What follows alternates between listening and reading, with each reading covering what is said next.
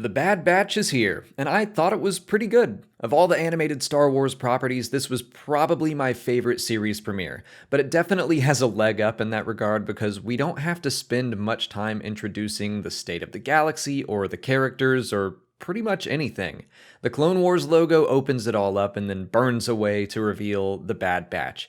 This is clearly a continuation of what we've already seen, and while I think it's mostly accessible to a new Star Wars fan, this series gets to operate under the assumption that most of the audience already knows what's going on.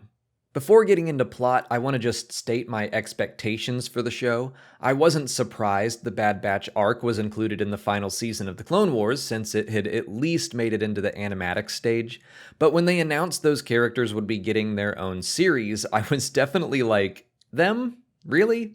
I was skeptical, but I loved that the series was described as being about the clone troopers after the Clone Wars ended. How do these people find purpose after they have completed everything they were created to do? And now that the first episode is out, I can say that at least this episode exceeded my expectations. My biggest reservation about the series was the fact that it revolved around these very extreme caricature-style characters, and immediately I feel like they have been made much more relatable and understandable without betraying what was already established.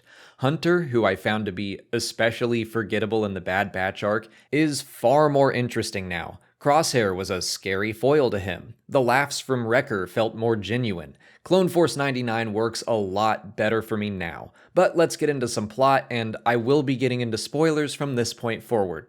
We first catch up to the Bad Batch on Collar, which immediately made me perk up and go, "Excuse me?" If you've read the Canon comic that came out way back in 2015, you'd recognize that as the planet where Caleb Doom escaped Order 66.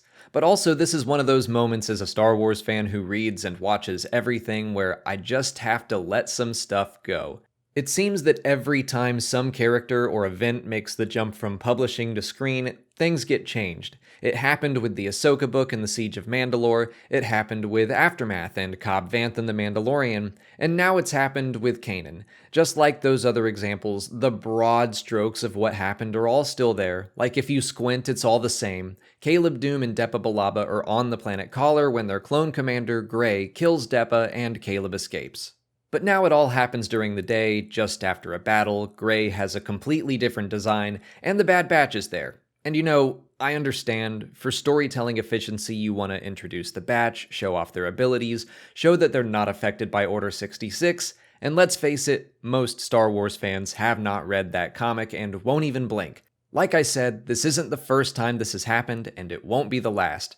Despite everything I just said, you should absolutely still read at least the first 6 issues of the Kanan comic, because Gray has one of my favorite clone moments ever in that series. But moving on from what is really just a small piece of this episode, we see that the Bad Batch is mostly unaffected by Order 66. It's nice to have that answered because it's a question I've been asked countless times since the characters have been introduced. I think it makes perfect sense that their mutations and heightened independence would render their inhibitor chips useless, except for Crosshair. I'm going to jump ahead a bit, but I really like how they handled his character. Ever since we saw that elite trooper in the first trailer, and then he was basically absent in the second trailer, we've all been speculating that they're the same person, that Crosshair would betray his brothers and work against them. And that's almost exactly what happened. I love that even though it all happened about as I expected, it was still told in an effective and emotional way, and there were still some surprises in store. I like that his inhibitor chip is working a little bit and has now been turned up to 11. Even though I would have bought him outright betraying his squad, I think this is better, and it gave me one of my favorite moments of the episode, the small conversation between him and Omega. She's the newest addition to the squad, and I think she is great. She's very clearly the Ahsoka or Ezra of this series, the younger character for a younger audience to relate to. And she's just adorable. But more than that, I'm glad that while, yes, there is still some mystery around her, they quickly made it clear that she is another altered clone.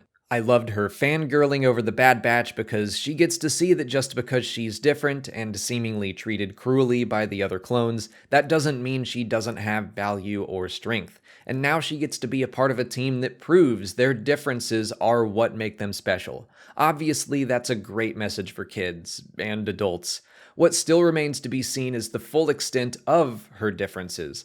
Obviously, she's a female clone, but I definitely think that there's more for us to learn. I'm not writing off Force sensitivity. She seemed to be pretty tuned into what was happening in Crosshair's mind. That could be because she was close with Nala Se, working as a medical assistant. She might know about the chips, but I don't know, I felt a bit of a mystical vibe with her at times. That could start to get a little similar to The Mandalorian, because we'd have mercenaries protecting a young Force sensitive while they're hunted by the Empire, but we'll see. Speaking of Nala Se, I think it's very interesting that she helped the Bad Batch escape and seems to be hiding the full truth from Lama Su. I absolutely think she's protecting Omega, but why? Maybe just because she likes the girl? More likely she knows secrets about her? I didn't get the sense that Nala was overly affectionate towards the clones in the Clone Wars, so I'm trying to decide if she let Omega go out of a sense of responsibility, or maybe she'll use her as leverage later on. If she is a Force-sensitive clone, the Empire would certainly want her back. Maybe Nala can track Omega through her headband or something. Now I'm throwing out pure speculation, but I am intrigued by what's going on with the Kaminoans. Lama Su doesn't seem to be thrilled about the Empire shutting down cloning. We know that ultimately does happen, but it would be awesome to see some fallout here.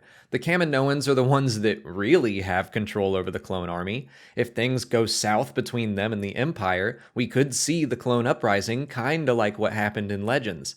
I think it would play out under different circumstances, but if this show builds into some sort of mini Stormtrooper versus Clone Trooper war, if the Kaminoans flick another switch on those inhibitor chips and turn all the clones against the Empire, I like that. And it raises the stakes for the clone characters. I've been hopeful that we would see some familiar clone faces. I want to see the stories behind Rex helping Wolf and Gregor and more clones taking their chips out. Doing so would restore their personalities, but also maybe save them from being used as weapons by yet another faction. Wrecker has the line, "We are not dummy droids," but that's exactly what the Empire and the Kaminoans want. I want to see at least some of the clones fight against that. But until then, what they're doing with the clones is great and chilling. Immediately, most of their color and individuality is gone. No unique haircuts, no personalized armor. They might as well be stormtroopers. I think that makes every interaction with even a clone we know pretty intimidating. Confronting Wolf or Gregor or Cody will absolutely not be a walk in the park. By the way, I think next episode we might already see our first friendly clone or clones. They said they were headed to Sector J-19. That's Seleucami, where we last saw the deserter Cut Lawquane. I could see Rex already heading there after Order 66 to lay low and get Cut's chip out, since he'd hopefully be out of contact with the Empire. I've been jumping all over the place, but before I wrap up, I need to talk about the Onderon scenes. First, I love how much of the trailers for this show were pulled from just this first episode. We got through a lot, and I'm glad we'll be kept guessing for what's to come. But anyway, on Onderon, we catch up with Saw Gerrera, who is once again voiced by Andrew Kashino. I think he's doing a great job at transitioning Saw's Clone Wars voice into the Rogue One version. I loved his line that the old ways are done, adapt and survive or die with the past. If I had to guess, I think that'll be a major theme of the series moving forward. How do the Bad Batch and other clones adapt to this new galaxy? But also, what does adaptation look like? How do you reconcile adaptation with what's right, especially when everyone around you is adapting in a way that feels wrong? Even though all the other clones are, albeit being forced into adapting to the Imperial way, Hunter still does what he feels is right in every challenging situation. We know Clone Force 99 will take up jobs as mercenaries, but what kinds of jobs do you take? What if they're kinda shady? The same way Caleb Doom showed up for a brief appearance in the Clone Wars, I think we're gonna see Dryden Voss and Crimson Dawn as well, because he was only in like one shot in the Siege of Mandalore. What if criminal syndicates request the services of the Bad Batch? Do they take those jobs they know are wrong in order to survive? I think we're gonna see a lot of challenging decisions in our new hero's future.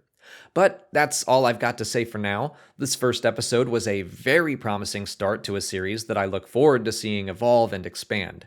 We'll be back this evening at 6 p.m. Eastern to have a live stream discussion about this episode if you want to join us for more Bad Batch talk.